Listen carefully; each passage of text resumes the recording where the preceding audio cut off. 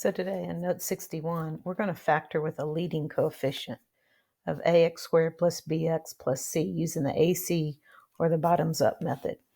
So we have an example here to factor 3. So that's a leading coefficient with that 3. 3n squared minus 8n minus 3. On step 1, what you're going to do is you're going to rewrite the trinomial as x squared plus bx plus the product of a and c. So remember what a and c is the first term and the last term. So you have 3 times negative 3 is negative 9. So n squared minus 8n minus 9. And then what you're going to do is you're going to factor. So you think factors of 9. 1 and 9, 3 and 3. Since the signs are different, you want the difference to give you 8. So that's where we get n minus 9 and n plus 1. Then what you do is you divide by the number that you started with, which was the 3 as the leading coefficient. So on step 4, it says if it divides in evenly, use that number. So n minus 9 divided by 3 is 3. If it doesn't divide in evenly, then bottoms up.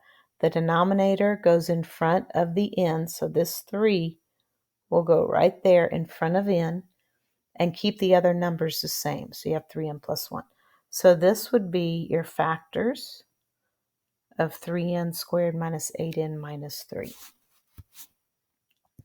All right, so let's take a look at number 1. So we have x squared minus 13x. So this right here stays the same. Then what you're going to do is you're going to multiply the AC terms. So 2 times 15 is 30. And then what you're going to do is you're going to factor. Now here's the thing. Since that's a plus 30, the signs are going to be the same. That tells you what they're both going to be. So it's going to be x minus and x minus. So you want factors of 30 that add up to 13. Well, that's 3 and 10. And step 3, divide by 2 because that's a leading coefficient. So divide by 2, divide by 2. So now 3 over 2 won't reduce to a whole number. So you're going to do the bottoms up. You're going to bring the 2 and put it in front of the x. And then everything else will stay the same. So 2x minus 3 and then x minus 5.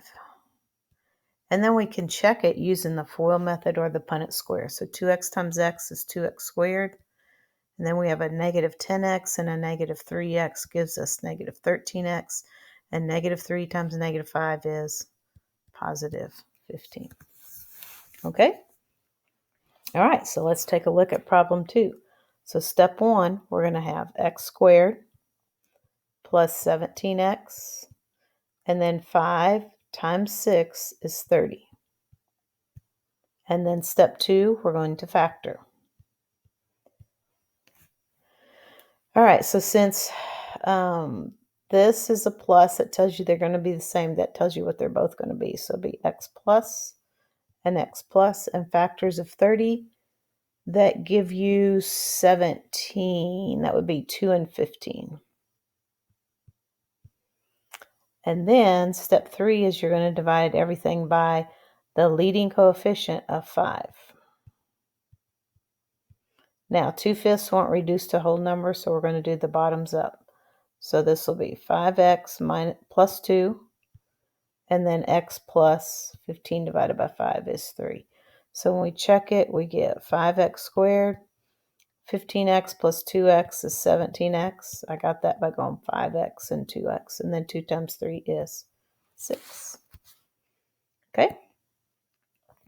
All right, so we're going to multiply, factor, and divide. So let's see if we can do this without any hints. Okay, so we're going to have x squared minus 14x, and then 3 times negative 5 is negative 15, and then we're going to factor. Since that last term, that 15 is a minus, the signs are going to be different. And we need factors of 15 where their difference will be 14, so that'll be 1 and 15. Since the 14 is a negative, the 15 will go with a minus, the 1 will go with a plus, and then we divide everything by 3 because 3 was our original leading coefficient. So this will be x minus 5, and then bottoms up on this one because 1/3 doesn't reduce to a whole number. So this will be 3x plus 1. So this is what your answer should be. That's what we're trying to find are the factors. Okay, so let's go ahead and check it using the FOIL. So x times 3x is 3x squared. Then we have our outside term, which will be x. Our inside term is a negative 15x.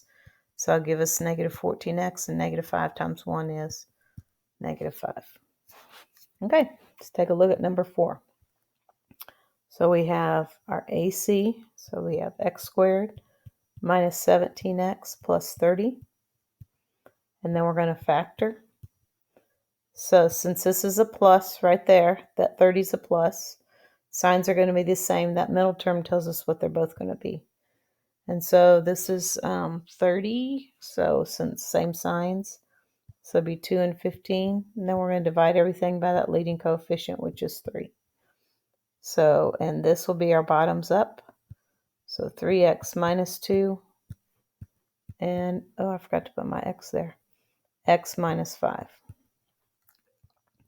So this should be our answer here. So we have 3x times x is 3x squared. 3x times negative 5 is negative 15x, and then negative 2x is negative 17x, and negative 2 times negative 5 is positive 10. Just as easy as that. Multiply, factor, and divide. Okay, over here on number 5, it says sometimes, not often, when you are dividing, you need to reduce both, then fix the factors. Okay, so let's take a look here. Oops. So we have 6x squared plus 19x plus 10. So we have x squared plus 19x. 6 times 10 is 60, so then we factor. Okay, so you see what happened here? The 15 and the 6 can be reduced by 3. So that's where you get 502. And then we do the bottoms up. So the 2 will go up there. So you're going to get 2x plus 5. And then the 4, 6 reduces to 2/3. So you have the 3 there. So this will be 3x plus 2. So that one's it. That's what we were looking for. And then you can check it. 2x times 3x is 6x squared. And then 4x and 15x is 19x. And then 5 times 2 is 10. All right, so let's take a look and see what we can do on this problem number 6. So we're going to have x squared plus 13x, and then 21 times negative 20 is negative 420. And then we have to factor this one. So since that's 420 is a minus, the signs are going to be different. And I've already done this one. It's 28 and 15. So this is 28, your positive. That's your 15. And then we divide by the original leading coefficient, which was 21. And then we need to divide 15 over 21 is divisible by 3. So that'll be a 5, and that'll be a 7. 28 over 21 divisible by 7. So this will be a 4, and this will be a 3. So then we do bottoms up on both of them. So we have 7x minus 5. And we have 3x plus 4.